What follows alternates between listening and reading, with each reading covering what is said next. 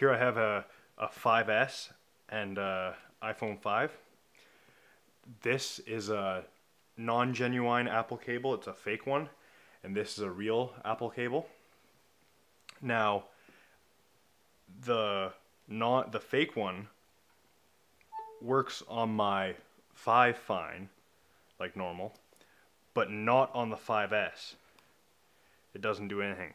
So Apple has done something with the 5S that makes it not accept cheap cables. So now you have to go and buy a goddamn $30 cable from Apple to make it work.